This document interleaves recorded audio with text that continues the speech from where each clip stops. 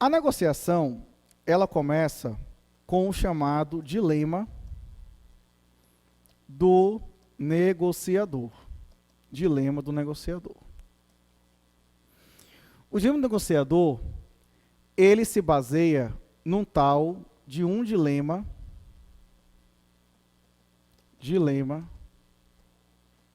do prisioneiro. Quer falar, que viagem é essa, meu amigo? Você comeu querendo esse almoço aí, eu quero comer triplicado, né? Dilema do negociador ou dilema do prisioneiro. Então, esse dilema, ele fala mais ou menos assim. Eu vou ler para vocês e vou explicar como funciona. Você tem dois suspeitos de um crime. Você tem o suspeito A de um crime e o suspeito B de um crime. E ambos esses suspeitos, eles são presos pela polícia. A polícia, ela vai ter provas insuficientes para condenar, no caso, para condenar ambos. Mas a polícia, o que ela faz? Ela separa os dois suspeitos e oferece a ambos o mesmo acordo. O mesmo acordo. É como se fosse assim. Se você entregar o outro, isso parece o quê? Delação premiada, né? Tá vendo aí como é importante? Se você oferece o mesmo acordo, se você fizer isso, eu te dou tantas coisas. Claro que isso aí vamos falar, cinema americano, que é mais flexível que o nosso e tal.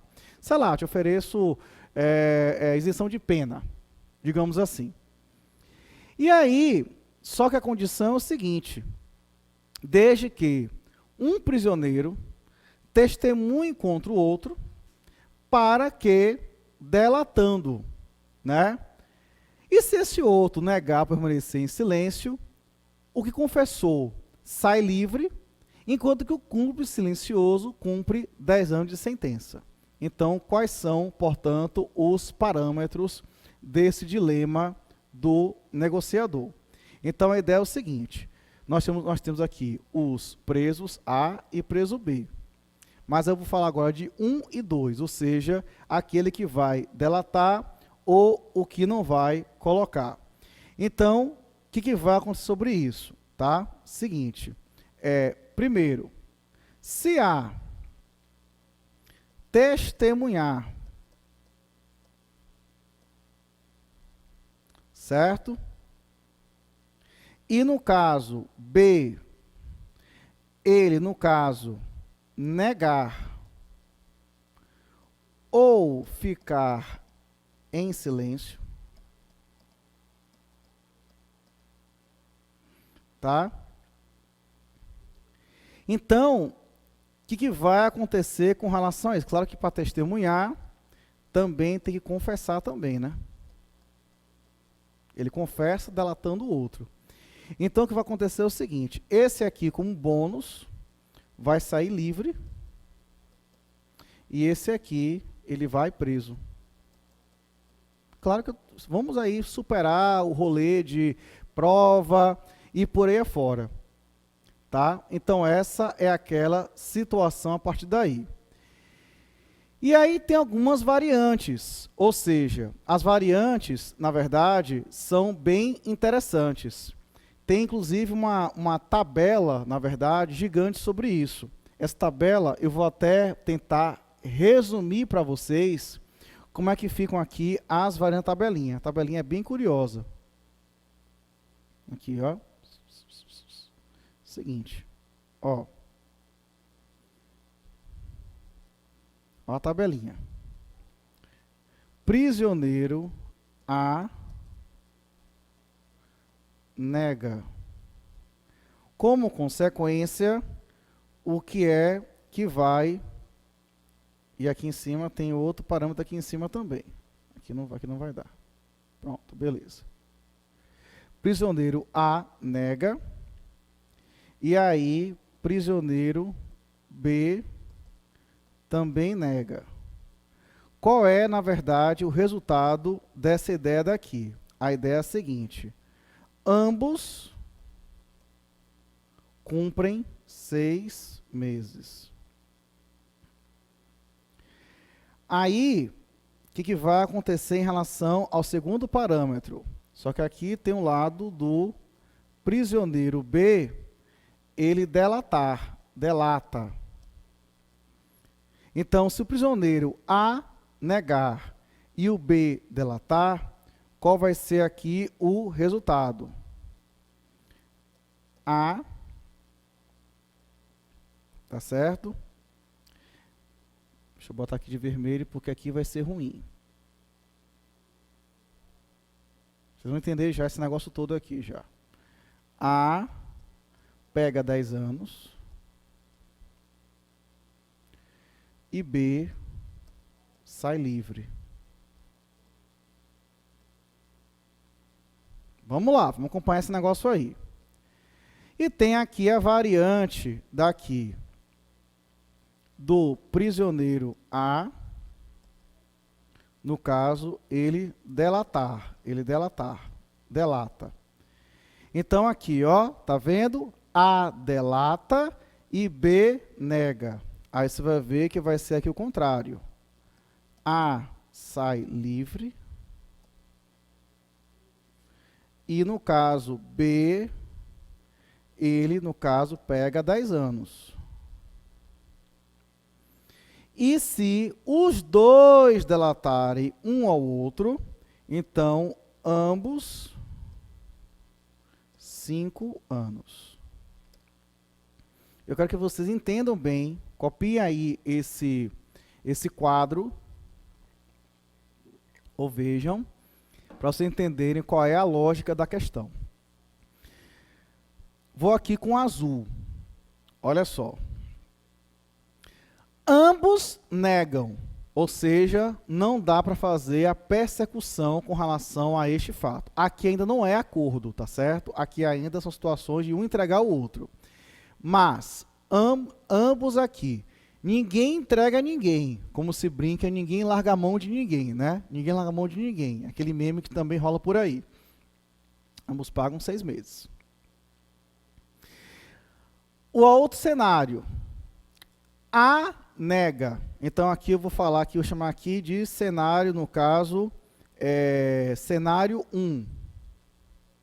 Cenário 2. A vai negar, mas B está delatando A.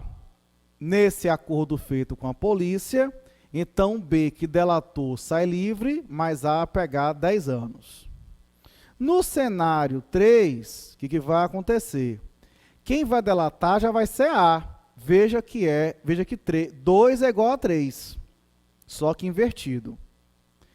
E no cenário de ambos delatarem, um detonou o outro, então ambos são condenados, só que a pena fica um pouco mais alta, vai ser uma pena de 5 anos. Aí eu queria que vocês agora prestassem atenção com relação a essa ideia, porque eu vou ter que trocar a tela para poder colocar o sentido, na verdade, de cooperação, e eu vou voltar para essa tela aqui anterior daqui a pouquinho. Posso trocar aqui? Eu volto para o anterior já. Eu volto para essa aqui daqui a pouquinho, tá? Beleza, vocês vão entender já essa história daqui toda. Tabelinha de novo aqui. Aí aqui vai, botar a tabela, que eu já vi que eu tenho que desenhar um pouco mais para baixo. E tal. E aqui vai. Aqui eu vou falar num cenário de negociação. Aqui já vai ser um cenário de negociação.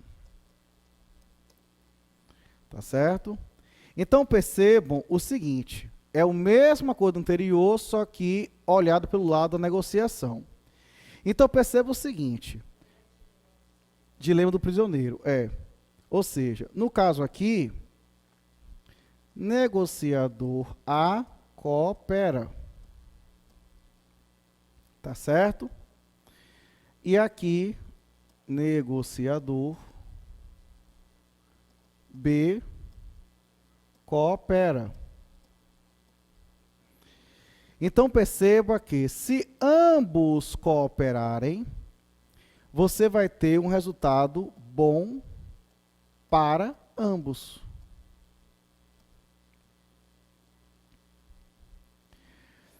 Mas, se você tiver A cooperando, e aí você tiver aqui negociador B, compete,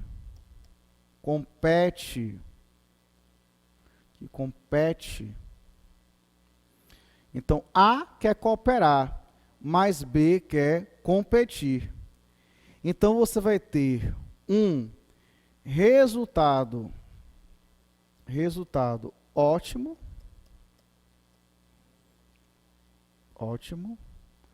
para B, e vai ter um resultado, por sua vez, péssimo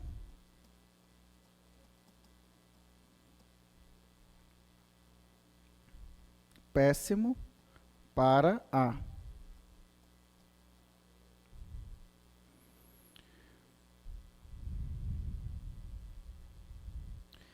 Aí vamos para cá agora. Aqui, o negociador B, ele já compete. Vou botar até de azul para poder ficar igual aquele círculo azul que eu botei ali. Então, veja o seguinte. Aí vai acontecer o mesmo do cenário anterior. Então, você vai ter... Não, aqui eu errei. Aqui, na verdade, é o A. Aqui é o A, perdoe. Aqui é o A. Vai ficar sem sentido, senão coisa. Aqui é o A, tá? A compete. Então, aqui vai ter o quê? Resultado ótimo para A, que foi que competiu. Péssimo para B. E se ambos competirem, ruim para ambos. Enquanto vocês copiam ou tentam decodificar essa minha tabela, nós podemos já, na verdade, chegar a algumas conclusões, na verdade, sobre isso, que é o seguinte. Notem que, no cenário de competição, perceba o seguinte, só vale a pena para alguém competir se essa pessoa que pretende competir, porque competir é aposta total, é que nem pôquer, é aposta total. Só vale a pena competir se você tiver a certeza de que o outro vai cooperar. Por quê? Porque veja só o que acontece. Aí eu quero mostrar para vocês no quadro anterior, que é o mesmo quadro, só colocado de maneira. Porque quem delata, compete. Tá? Quem delata, acaba competindo. Então veja com relação a essa história. Porque se ele for delatar e o outro for, na verdade, tratar de negar, que é fazer o acordo de cavaleiro entre eles, então ele só tem certeza que vai ser bom para ele se e somente se tiver certeza que o outro vai cooperar. Só que tem o seguinte, eles estão separados e eles não têm telepatia. Então, qual é a ideia? A ideia é, eu vou disputar o ótimo ou eu vou me contentar com o bom? É melhor eu ter a incerteza do ótimo ou do péssimo, ou eu ter a certeza de que meu caso ele vai ser bom. Então esse é o tal, na verdade, aspecto sobre justamente a ideia do dilema dos prisioneiros. Porque a ideia da negociação, ela envolve isso. Porque quando você está numa situação, por que isso é interessante? O prisioneiro, ele envolve o quê? Duas pessoas em situação de cerceamento da liberdade. Mas será que nós, numa mesma negociação, em nossas mentes, não somos ambos prisioneiros separadamente do outro? A gente não sabe o que o outro tem a oferecer. A gente não sabe o que tem a oferecer. Então, por isso que nessa questão de negociação, tem que saber isso, que você tem que ter uma margem para poder negociar em cima de algo, para poder haver uma condição de sair pelo menos ambos para justamente para ambas as partes. E esse é o limite voltado para a situação da colaboração e que é feito sob essa ideia. Tem mesmo um site, que eu vou aqui botar para vocês esse site. Esse site é o site, vou botar aqui o endereço dele, depois consultem. Vou botar exatamente como está aqui, http, é bem fácil o endereço, /ncase, vou botar em caixa alta, mas vocês põem lá em caixa baixa, .me de me, /trust, trust de confiança. E aí vocês podem fazer o teste do prisioneiro vocês mesmos, tá? Para poder saber se você vai ser ou não um bom cooperador. Então, Patrick depois vai fazer o teste dele, tá? Patrick aqui da técnica, para poder então fazer o teste da questão do próprio cooperador. Aí vem a dúvida seguinte: nós brasileiros temos uma fama terrível, que é do jeitinho brasileiro, né? E o que é o jeitinho brasileiro? É a fama que nos assombra de que queremos tirar vantagem a qualquer custo. É o jeitinho brasileiro, quer dizer isso. Na verdade, é uma forma bonitinha, eufêmica, de dizer o quê? Desonestidade. Infelizmente é isso.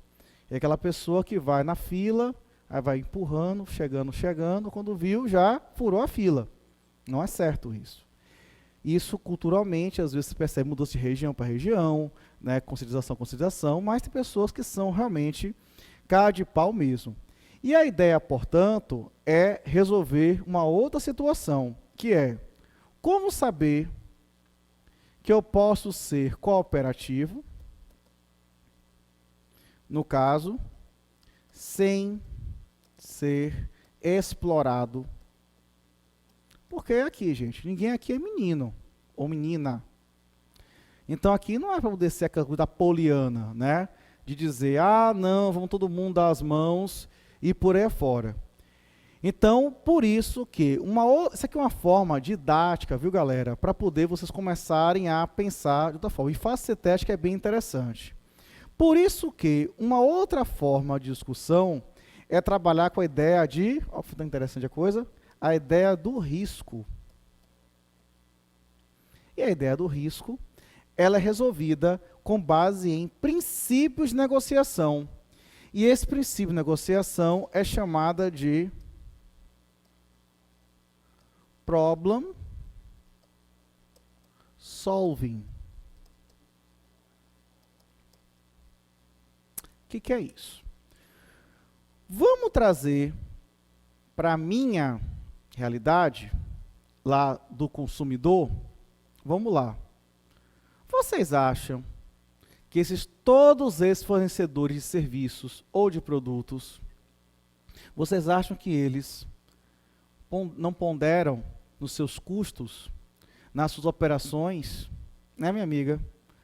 Para saber assim, qual é o grau de chance que eu tenho de tomar uma condenação, de dano moral, outra coisa, para o custo que eu vou ter para, por exemplo, pagar mensalmente o valor de um aluguel de uma área de dados para poder armazenar todas as gravações telefônicas que dizem que está gravando, mas na verdade muitas não estão sendo gravadas. Fato.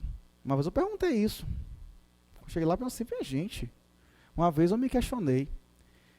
E volta a questão vou falar até a sabedoria, doutora Michelin, em relação a isso, né? Assim, falei, doutora, realmente eu devo reconhecer, embora as audiências sejam a R$5, Eu falei, comecei a aula falando que eu baixei o rolê de todo mundo, no final da coisa, mas não é não. Mas eu devo reconhecer que elas têm um lado interessante. Eu falei assim, meu Deus, como é que pode essas empresas todas? A ligação é gravada, somos avisados que a ligação é gravada. Quando chega na hora da audiência, não juntam o áudio, que às vezes pode ser aquela prova essencial para a inversão dos donos da prova, né, no caso, a empresa ganhar. Ou ao menos, pelo menos, extinguir o processo por complexidade. Por quê? Por quê? E uma vez, uma advogada me explicou o seguinte, doutor, o custo é muito alto, não dá para armazenar. E realmente, se você levar em consideração, vamos pegar um dado interessante, quanto é que custa, por exemplo, um armazenamento... Eita, Patrick, socorro. Aqui, pronto. Quanto é que custa, por exemplo, o armazenamento... Não, tá aqui, tudo certo, amigo, relaxa. Quanto é que custa o armazenamento, portanto, de um Google Drive, por exemplo? O Google Drive, ele tem um aspecto de 2 GB, né? 2 GB, 2 gigabytes. Não, 2 tera. Que giga o quê? 2 tera, né? Que giga não dá para nada, giga. Giga é um arquivo meu de vídeo normal. 2 terabytes, que não dá para tanta coisa assim. E com mais ou menos, hoje é R$39, parece, por mês. Eu tenho porque eu sou assinante. Desde quando era R$70 a 1 tera, eu já era assinante já. Só que isso daqui não dá muita coisa. Isso daqui dá, sei lá, deixa eu pensar aqui um pouquinho. Isso aqui dá para mais ou menos umas 4.000 horas de vídeo. Tá bom? Então, levando em consideração, devagarzinho aqui para não fazer besteira, né? Fazer caquinha. Minha cara fazer caquinha, com essas coisas assim, né? Olha, acertei. Então, acontece. Quantas ligações são feitas no call center? Muito mais do que isso daí. Então, veio o seguinte, não, eu prefiro assumir o risco de sair pagando 3, 4 mil de dano moral aqui, ali, acolá, do que gastar centenas de milhares de reais por mês para poder ter um arquivo que ainda assim não vai me desonerar de pagar advogado e de ter processo. Entende? Então, eles fazem esse tipo de avaliação de risco também. Como também muitas empresas, muitos empregadores, na área trabalhista também fazem avaliação de risco. Quem aqui tem a oportunidade de negociar com um robô? Eu já tive a oportunidade de negociar com um robô. Sabe como? Não é tipo robô, ficção científica. Mas, por exemplo, American Airlines, você negocia com um chamado chatbot. Atraso de voo, fiquei várias horas, a experiência foi bem assim. Entrei no sistema, você vai para um robô, você vai para um link de um chat e começa a negociação. Aí você ali pergunta assim, ele faz a proposta para você. Por este caso, te pago R$1.000. Aceita? Sim, não. Não quis. Aí, rodando. Temos uma proposta de R$1.700. Aceita? Não. Aí, de novo. R$3.000. Proposta final. Aceita ou não? Aí eu aceitei. Por que R$3.000? Porque aí vem a inteligência artificial aplicada ao direito.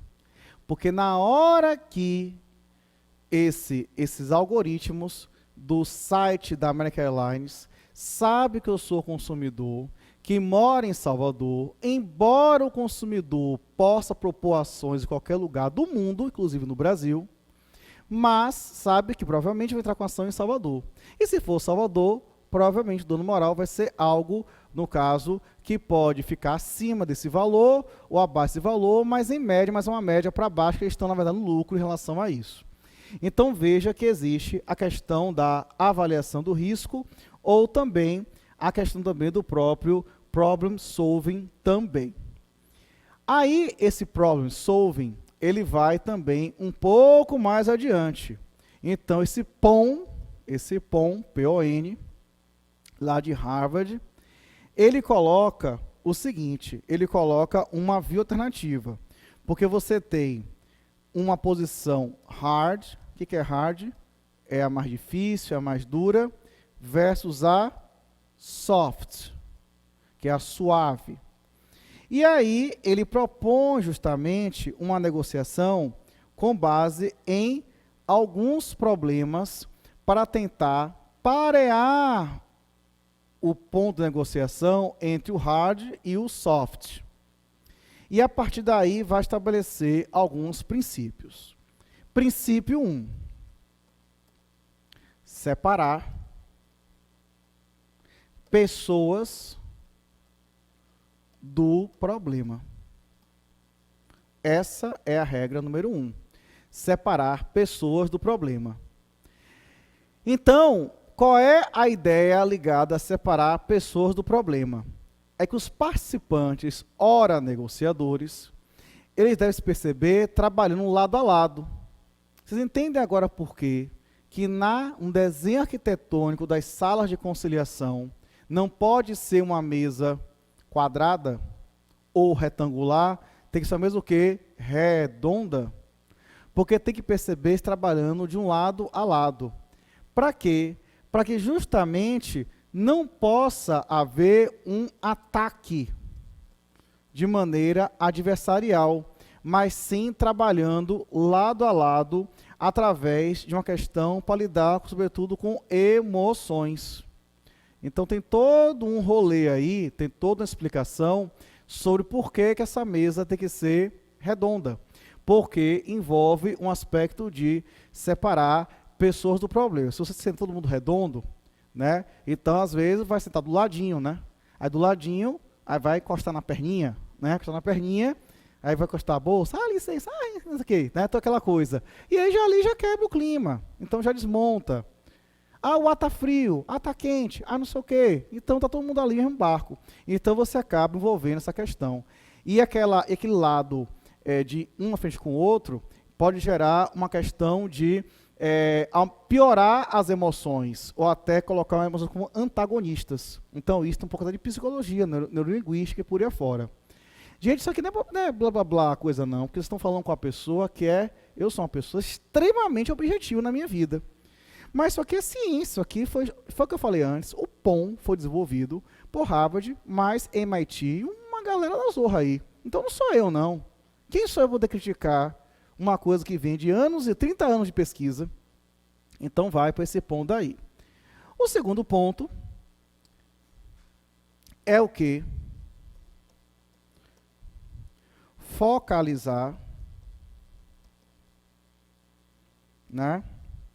Me permita fazer isso. A blogueirinha, né? Tá focando, né? Aquela coisa da câmera. Você não sabe o que é esse negócio não, né? A blogueirinha, você tá focando na coisa da câmera, tá focando, né? Pois é, tá focando, né? Então tá, focalizar os... Gente, é engraçado. Você sabe que o personagem da blogueirinha, que é o tal do Bruno, que faz o personagem, é um rapaz. Eu fiquei chocado outro dia que era um homem. Não sabia que era não. Não, eu sei que é um homem. Dá pra ver que é um homem. Mas, pô, mas assim... Primeiro que eu não sabia a origem do Tupom. Eu achava, meu Deus, que todo fala do Tupom? Quem está falando? É essa a fonte? Não. É essa a fonte? Não. Quando eu vi que era aquele ser lá, né? Enfim. E que ele fala isso porque é uma sátira das blogueiras, né? Que é da câmera, que desfoca para mostrar o produto, coisa do tipo. Então, focalizar nos interesses em jogo e não nas partes. E não nas partes. Então, ou seja, porque naquela situação da negociação existem interesses que são comuns e tem interesses que são conflitantes. E aí, você vai focar onde? Nos interesses que são o quê? Em comum. E tentando ver formas de não sobrevalorizar os interesses que são, na verdade, conflitantes. E aí tem uma técnica para isso. Sabe o que é? Que é o seguinte. Por exemplo, ao perguntar para a pessoa, você faz o seguinte. Ao invés de você perguntar, por exemplo, botar aqui do ladinho, perguntar assim, ao invés de perguntar, Por quê? Você pergunta. É separado, tá, gente? Porque não coube aqui não, tá bom? Por que não? Ao invés de você olhar para o passado, olha para o futuro. Cara, é o seguinte, essa coisa aí eu comecei a aprender muito lá com Selma Santana, lá com a disciplina do doutorado, Justiça Restaurativa. Deixa eu falar um pouco sobre isso daí, foi bem interessante. Eu entrei no doutorado em 2017 e eu, loucamente, fiquei tantos anos tentando entrar naquele doutorado, que meu mestrado eu fiz em 2004, 2006, e fiquei amargando 11 anos para poder entrar no doutorado. Tentei, perdi, tentei, isso aqui, larguei, não fiz, não. Aí entrei. Aí com toda sede, que eu cursei todas as matérias, todos os créditos de um semestre só. Todos. Só que teve uma disciplina, UFBA sendo UFBA, né? Que é a disciplina, no core da disciplina, a disciplina de seminário de pesquisa, que na grade antiga, que foi a grade anterior à que eu entrei, na matriz antiga, não era disciplina, era tipo uma atividade. Ou seja, cursei como matéria, passei na matéria, mas a matéria não entrava no histórico como matéria, sim como atividade. O resultado, passou um tempo, eu fiquei preocupado, passou um semestre, eu sem cursar matéria, só fazendo pesquisa, outro semestre, só sem fazer matéria, falei, rapaz, UFBA sendo UFBA, né? Eu tô com medo, porque a UFBA tem muito disso, né? De chegar na boca e falar assim, veja bem, tá faltando matéria sua. Como assim? Porque aquelas coisas de justificativa para o colegiado, e deuses, semideuses, e por aí afora. Eu falei, você quer saber? Seguro morreu de velho. Não estou pagando mesmo, vou cursar mais uma matéria.